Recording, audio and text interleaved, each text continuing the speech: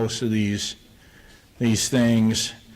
I think that I think everybody up here has their own area of expertise. The split estate issue with ranchers became a personal issue to me about 25 years ago, and I started doing the research.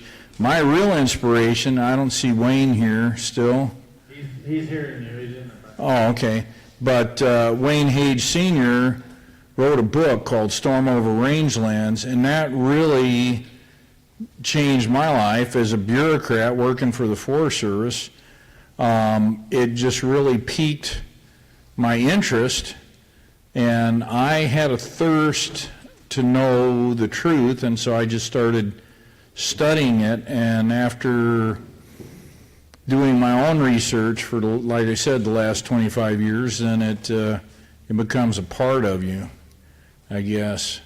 And I think that's why we're all here, is because we want to share our little piece that we have with the other people. I think everybody that's sitting up here has a goal of trying to make the world a better place.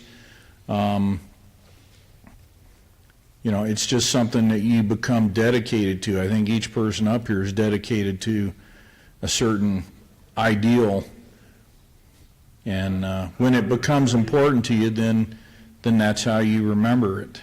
That's what makes it. Treated as a whistleblower after 16 and a half years with the Forest Service. Well, Would we call you a whistleblower? That's what I was. I actually was. It was interesting when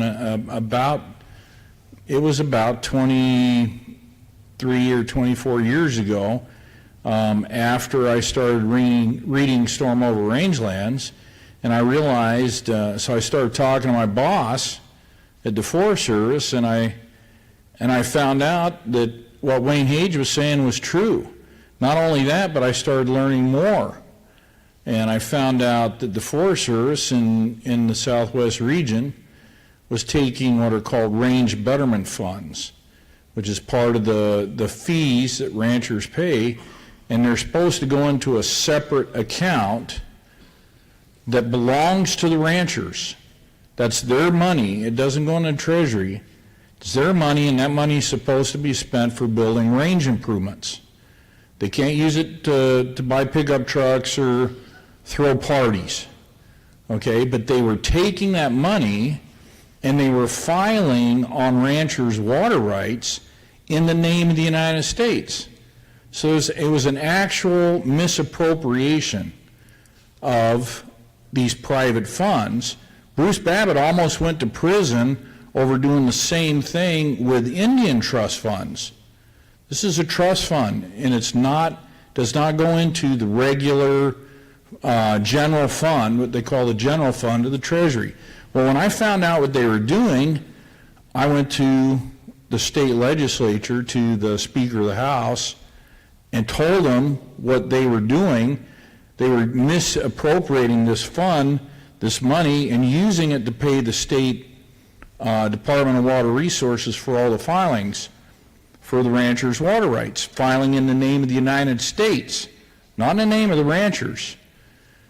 And when the Forest Service found out what I was doing, well, then they retaliated against me and ended up firing me. I actually had to go to court, hire a lawyer, go to court, just like a lot of these ranchers have, and fight for my rights. The judge saw right away what was going on, that it was a whistleblower retaliation, ordered the Forest Service to take me back, put me back to work, and they said, well, he's a danger to the workplace. He's dangerous. He's a threat. Just like they say about the Bundys or anybody else. Oh, they lie. And so the judge said, well, okay, he doesn't have to go to work, but you're going to put him back on the payroll. So I sat at home for 3 months, collecting a check, getting all my benefits, while it went through the courts. And the day before we were supposed to go to trial, the Forest Service came to my lawyer and said, what do we got to do to settle this? Because they did not want this coming out. And my lawyer told me, he said, you better take this deal because it's a sweet deal. And besides, if you want to keep fighting, it's going to cost you another 10,000 grand up front for me to keep fighting this, because they're going to appeal it and keep appealing it. And so I didn't really have a choice except to just accept their deal. But, you know, this guy Wooten, that's the whistleblower in the Bundy case, that guy's career is over. Because I worked for the Forest Service for about 3 or 4 more years after that, and I realized, you know what, I'm blacklisted. I'm never going to go anywhere, you know, and I'm never going to advance. I was going as far as I was going with the Forest Service. And so anybody that works for these agencies that sticks their neck out to try to do the right thing is going to be retaliated against. That's why you don't hear about it very often, because they know what's going to happen.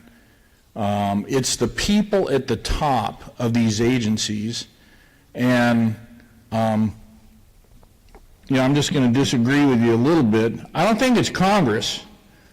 It's when they talk about the deep state, what the deep state really is an entrenched bureaucracy.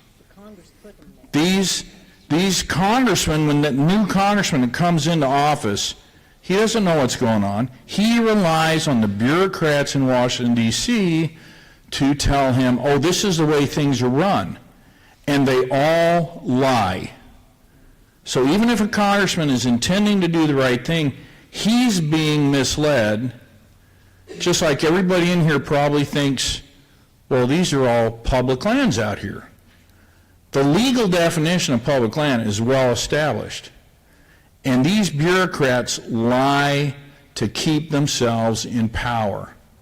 That is the biggest threat to them, is with these federal agencies, is to know what their actual limitations are. The laws that Congress passed, if you read the Endangered Species Act, it's actually a good law, because it has provisions in there that say they must condemn and pay for any land in order to establish it as critical habitat. The agencies lie. They have sweetheart deals with environmental groups that sue them so they can establish their own fake law, and then they implement that. Does that answer this question? Boy, yeah, plus like 3 more loads. Roger. Sorry. I'd like you to comment on this, because it's now 22 years ago that a friend of mine named Jeff Frank, who lives in Kentucky, moved from South Africa because his wife got tired of sleeping with a shotgun every night. I've become very good friends in the past year with folks who have left South Africa because 3,600 farmers have been murdered for their property, and it continues to be a day in and day out challenge. We sit around here and we talk about the loss of liberty, and we all agree. Are there parallels to what's going on in South Africa, in your mind, to what we're dealing with here today? No, I wouldn't say they're parallels. It really is totally different there. It's a completely different psyche, completely different mindset. You've got law and order here. For most of Africa, we don't have law and order. It's a foreign concept in African countries. They adopted it from the British or the Germans, but it's not their society. It's not their culture. I was in an airport in Edmonton the other day, and I was sitting next to a gentleman from Zimbabwe, and he was talking about in South Africa, more so than Zimbabwe, and you used the word earlier today, it was anger.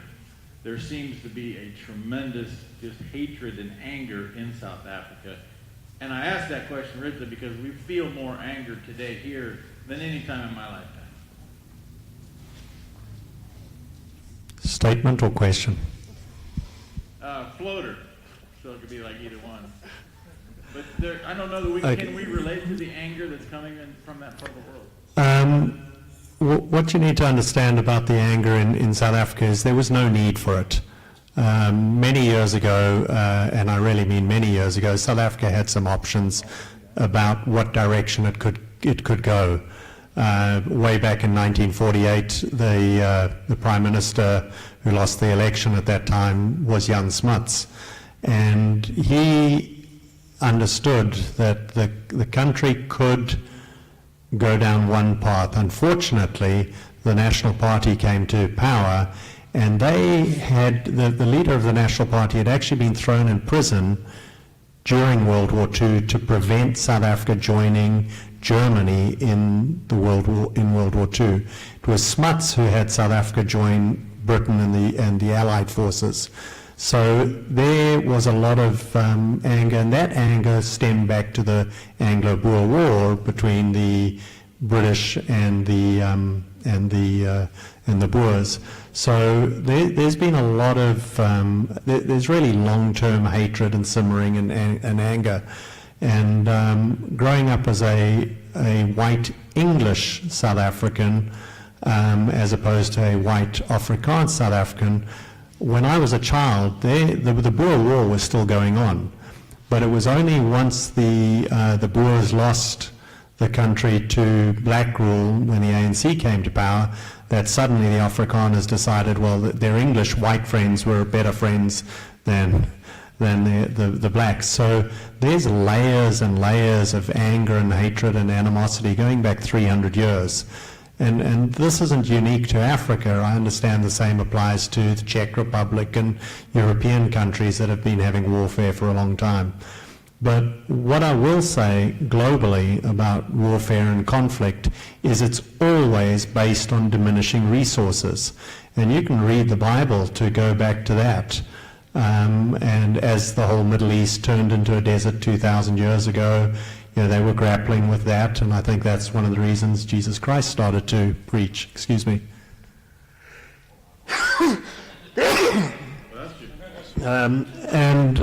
So, when we're looking for the root cause of a problem, it's very often easy to give the easy answers, but when you look deeper and analyze deeper, at the root cause, very often they're the failure of agriculture and diminishing resources, which causes conflict. If the whole of the Midwest of America right now was waist-high grass, as it was when a lot of the wagon trains came through, and there were still flowing rivers everywhere, and there were still 10 million bison, in Colorado, and however many there were in California, would we be fighting over resources, or would there be absolute abundance and there wouldn't need for any conflict? Well, as resources diminish, conflict increases, and as populations increase with resources diminishing, conflict increases. So, John Duarte has, throughout the last 2 days, and when we had dinner with him on Thursday night, he's consistently said we need an attitude and a personality of abundance. And it's absolutely true. There's no need for any conflict over diminishing resources. We know how to rejuvenate sterile, dead deserts. We know how to get rivers flowing again. We know how to build fertility back into soil. And we need to change policy and start chasing abundance so that we don't need to have conflict over diminishing resources. John, did you want to weigh in on that? Because you just fell right into what your segue. I agree with Roger agreeing with me. I think my only other comment on that would be... This is what we call compromise. At least I'm capable of that. No. I think another part of my message, in addition to we need an abundant strategy towards our food system and towards delivering nutrition to Americans and making sure Americans can compete for that nutrition, is there is conflict coming. We're behind the 8 ball. We've diminished our food resources incredibly. We've obscured our policy incredibly. We've moved towards scarcity so far, and you can see from my little flip charts, the economics and the exports of our food are happening so fast at an increasing rate that if we don't get our messaging straight as being the champions of abundance, even to promise it before we can deliver it, we're going to be villainized for greed, for failure. Hungry people don't think clearly. And that's what happened in the Arab Spring. That's what happened in tortilla rights in Mexico City. A lot of the unrest and the backlash against the Obama administration, I believe, had to do with a very down economy and high food inflation at the same time. America's going back to work. We've got an administration with good public policy, good jobs-focused and economic growth policy. We have got to answer the needs of our people, but we've also got to put farmers forth as the champions and the heroes of the kind of bounty these people are going to demand. Along those lines, I think we all learned in school, except Roger, that 1 million people died in Ireland between 1845 and 1849 because of the potato famine. I spoke in Dublin, Ireland in 2015, and I quickly learned that it was what you just described that killed 1 million Irish folks, another million left. It wasn't the fact they were short of food. The Crown continued to export the food. There was a potato blight, but they had enough food to feed the people. They chose to export that food instead of feed themselves. Yeah, potatoes are a great global commodity even without a cold chain. You can put them on a boat and send them anywhere. They're unique in that way compared to many fresh foods. And now all food that's produced in California is global. Between the airplanes that'll fly a cherry to Hong Kong or the ships that'll carry almonds to China for a penny a pound, all food is global. It will flow towards those who can afford it best. I was in Chino not that long ago in a strawberry field where they were literally picking strawberries, putting them in the package, and they told me that noon tomorrow those strawberries would be on restaurant tables in New York City. That's great. Kimberly, this is more of a conversation you and I have had personally, but I would like you to share just what empowering women to get more involved, and I think that you sense that so many times women feel like in the political arena they don't make a difference, they don't need to vote and things like that. Can you lay that out for us? Yeah, so what I hear a lot is I don't do politics. And I have been flabbergasted, honestly, at how many good, God-fearing, conservative women are not only not voting, but aren't registered to vote. And the three things that I hear most are, I don't do politics is pretty much at the top of the list. The second one is, well, my husband votes, so our family's taken care of. And the third one is, I don't have time. I pack up my kids and go down there, diaper bags and everything. I don't have time for that. And so we started a program this year called Mom Vote, where we're first helping these women to understand why their vote is so important, why that the two places where their voice is the most powerful is in their home, where they are promoting these principles, and at the ballot box, where they are enforcing them. And it's already started to take root, and the moms are starting to realize how important this is. And one of the things that we did is help them realize that, great, if your husband's voting, that's awesome, but if you're voting, that's 2 votes. You're showing your kids to vote. And then we're encouraging them to find other people in their communities. Hey, you don't want to take your kids? Well, someone else needs to go vote, so trade off babysitting while you each go. And so those are the kind of things that we're doing for that. Another thing that we're doing is language.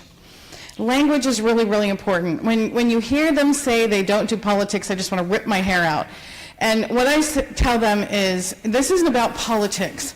This is about civic responsibility. And when you are not actively engaged in civic responsibility, politics is what happens.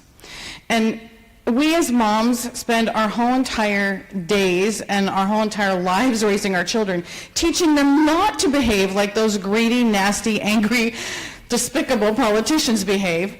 And so why would we want to engage in that?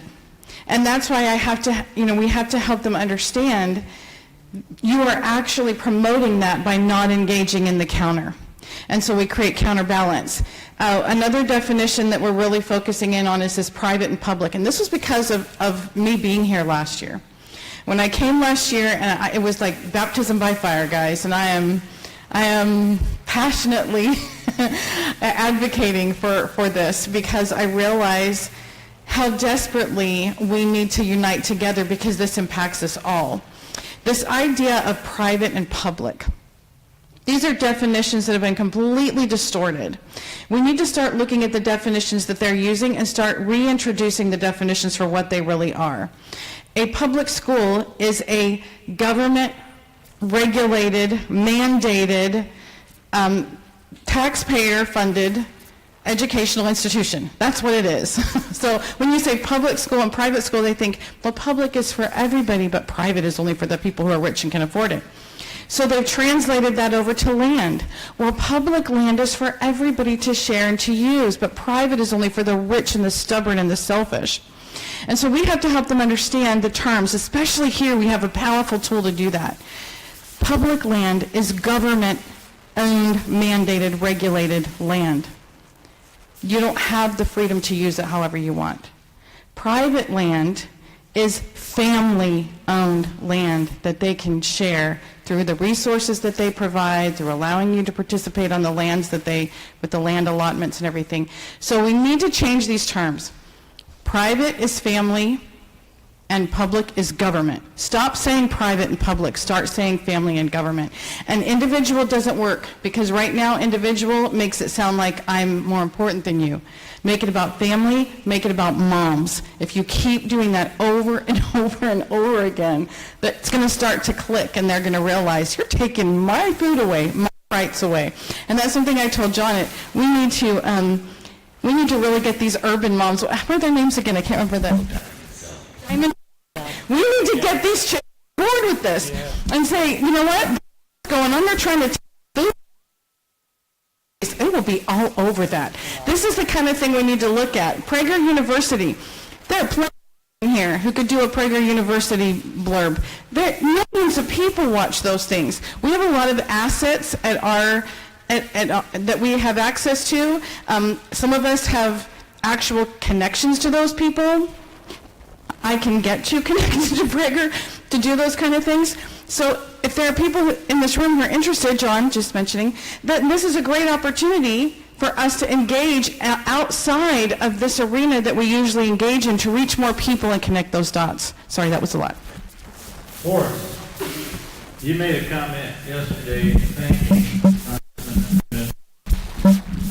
about him staying true to what he was when he was elected. We all have seen, and we've talked about members of Congress. I believe every person who ever decided to run for Congress or the Senate had a right intention when they started. There seems to be something very corrupt about being there and that power period. Do you have an answer or a suggestion how we can hold people more accountable for what took them there to begin with? Yeah, good question. I appreciate that question. Having been elected to office as a Glenn County supervisor, let me tell you, my experience taught me what I talked about yesterday as being a representative of the government, a representative of the people to the government.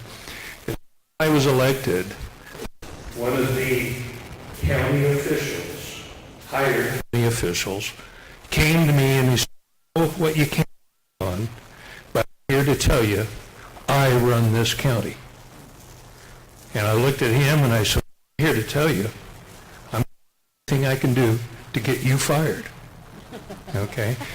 Within a year, I was successful at that. The point of that is, what I observed are local officials, that they get into office and the only communication they have is with staff or lobbyists, and they get disconnected from the point there is, what I would encourage everybody to do, and just like you observed me do it yesterday, is to go to these town hall meetings, go to their offices, and communicate with them, your elected officials, local or statewide or national, and let them know. Because here's what, we talked yesterday about phone calls, we talked about letters, and we talked about personal appearances. Let me tell you, as a former chief of staff, I know what the statistics are. One phone call represents 10 with that person. A letter to that representative equates to 100 people agreeing with that person. A personal appearance at a committee hearing or a town hall meeting to 1,000 people agreeing with that person. So if you halls or their committee hearings or even their offices, they do the head count.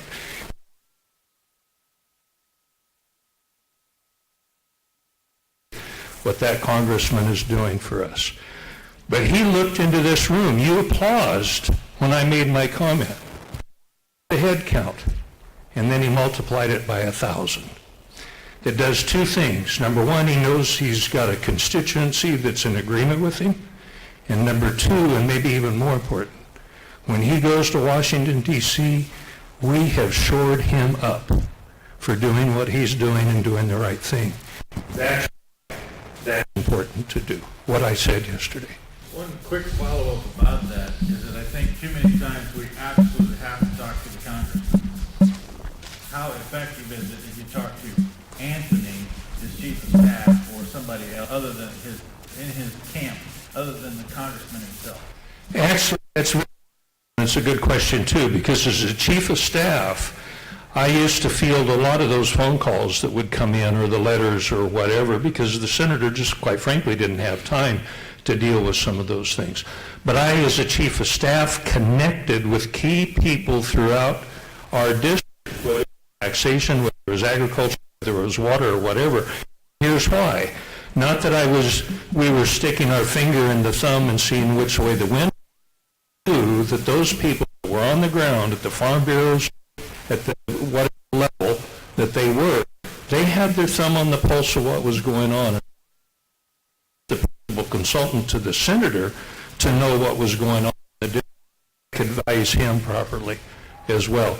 So his relationship with the representative consultants is almost as valuable as building that relationship with the legislator himself. Weston, have you experienced in high school, in the information being presented that you were concerned wasn't factual? Maybe is it related to history or government, whatever the case may be?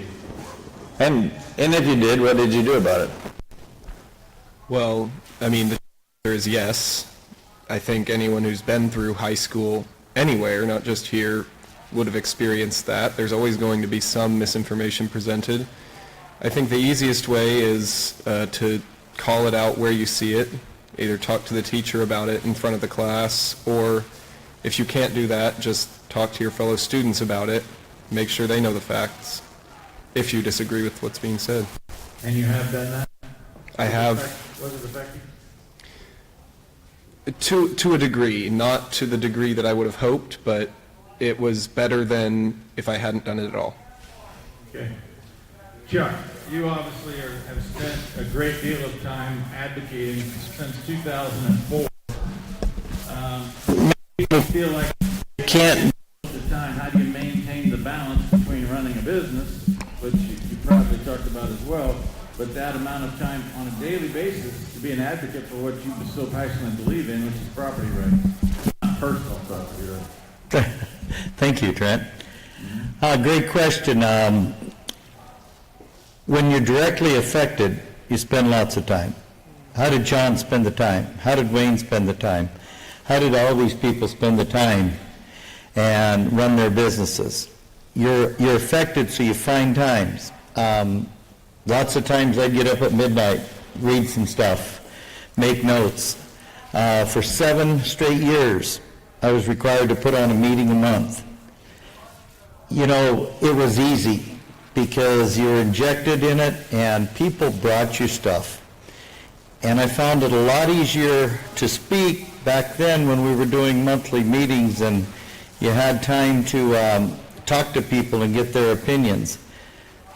Your business, my business, relied on standing up for private property rights, which was the right to use water. Very delicate situation. Well pumpers, and we surface drivers. They were divided.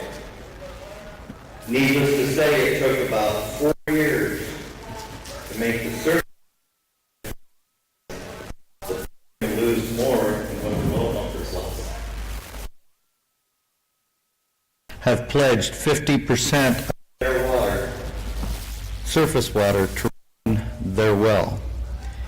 And so once that came about, the business was easy to run, the property rights were easier to defend because it all was directly affecting you. So it's all in your passion. There's time in every day to make important decisions, and it's just about what's important to you. You can sit at home on the couch. I didn't watch any TV for 15 years. I'm not a TV watcher. My wife goes to bed at 9 o'clock and can't miss the news. I don't do that. I live a sheltered life, focus on what is important to me and what affects me and my family. I was thinking when you asked that question, people ask me all the time, how do you have 8 children? How did you manage? You must have so much patience. I'm like, why do you think I have so much patience? And then when they ask you, how do you do it? Well, you do it. You know, you have 8 children, you got to take care of them. Talking, do you sleep? And she's like, not very much. But I think it's really important that we do take some time and step back away from it so that we can go back in fresh. And so I like Beth Ann, I try to take, at least one day out of the weekend off, but I think probably a lot of us don't, give up sleep to do what we do because we're that passionate about it. And my husband nags me a lot because I do that. But I think God has also blessed us to not need so much sleep. Beth Ann, I was going to ask you a different question. And it's one that I get often. It's whether you're on the radio or you're a podcaster, and I don't know the difference myself, but your theme, which is what resonates with listeners, how much of a future is there for regular radio compared to everybody listening to what they want to listen to on their phone? Website. Future. I really think radio is always going to be around. They listen on their phones and they listen, to the podcasts and all that. But on the phones, they're connected to your radio show. I mean, I know that I have the podcast, but I also have the apps for the phones. But radio is just so easy. I just don't see it going away, not entirely. The phones will always be here, I got a feeling. But if something happens, it's all going to be gone. I mean, if we have, that EMP, if that happens, you're not going to have anything for a while. But people will have shortwave radio. They'll find a way to get radio. They'll find a way to do that. That'll still be around, I think. But I was going to comment on what she was saying about, she mentioned God, and I guess that's something we've all kind of talked around, but I think all of us have strong faith. We may all be a little bit different, but I think we've all got a really strong faith, and I know that we believe. I have a listener that calls, she talks really, really fast, and she's got numerous children as well, and she homeschools, and she goes on and on and on and on. God created man, so God is first. Man created, she calls it the club, man created the state. So the state comes third. Man, it's God, man, state. The state then created the federal government, which is supposed to be the least of these. God on top, man, state, and federal government. And we've got it flipped. So federal government's telling us we don't need God. They want to take that away from our lives, which is our strength, which is what we all rely on. It tends to be when we have these crises in our lives that we get on our knees. I don't know about you, but the annoyances bothered me more than when the big crisis when that happened. I was on my knees. It was just and I go back to what he said when he disagreed with me, which I disagreeing with me, but Congress is the one who are supposed to be the ones protecting our liberties. They're supposed to be the ones protecting the purse. And they are the ones who created the bureaucracy. And in 1901, everybody here knows what they did in 1901 when they turned over their responsibilities to the Federal Reserve, and in that same year, income tax. And we've been going downhill ever since. But Congress, they're the ones that really have the control. They're the ones supposed to be representing us, and they're the ones that can fix it. He's bureaucracy, but who put them in place? Okay, Aaron. You're up. You're the last one. Yeah. Then I got really mad, and I marched my way up here and sat. No, you've lived through, It's never easy to take care of what you love to do, the cattle, the raising kids. Have you ever seriously considered it's not working? Yeah. I'm usually not this emotional, but the last 2 years I've cried more than I have my whole life. Several times. Most recently, a couple months ago. My husband said to me, we're all, he's Scottish, and, the Burns High School of Scottish Highlanders, and I love Scottish history, and Braveheart is one of our favorite movies to watch, Mel Gibson. And my husband was talking about friends that he'd known his whole life, that he grew up with, that we branded calves with. And he said that, that part of Braveheart where, and now I'm not going to remember but where Mel Gibson, they're in a fight, and Mel Gibson lifts the helmet off of this guy's fighting it. And his name was the Bruce, right? Robert the Bruce. He said, I just pulled that helmet off, and I saw this name. He said, I can't take pulling the helmet off of another one of my family friends. And I mean, compared to what some people in this room have gone through, we've not gone through anything. But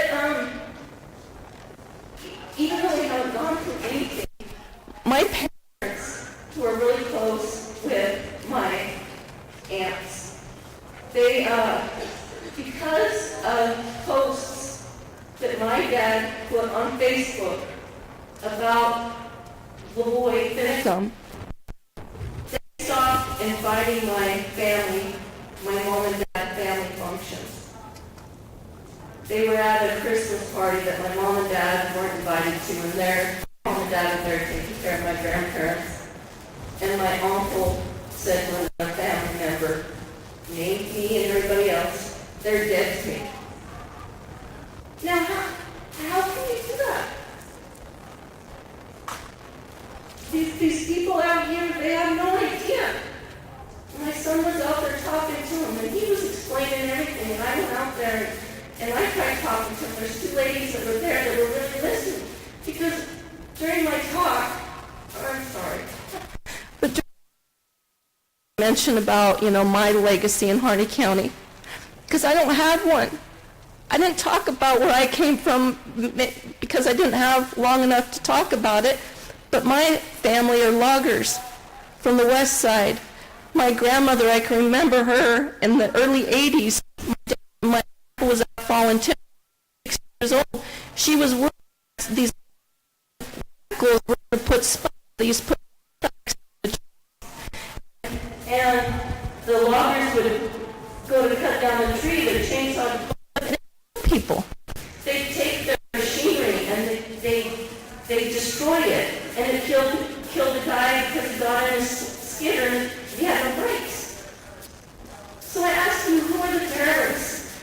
Another thing about me is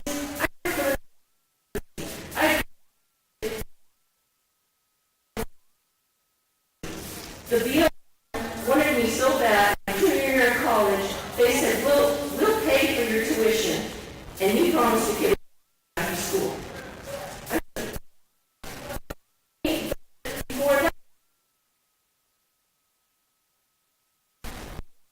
And I was sure in the early 90s if we have science, we can prove that is compatible with fish. I gave a talk in 90 for the Society for Range Management on how stock grazing and riparian areas can work together.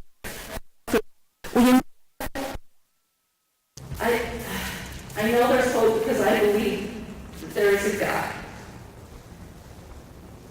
And I know He loves those people out there just as much as He loves me. But I'm so frustrated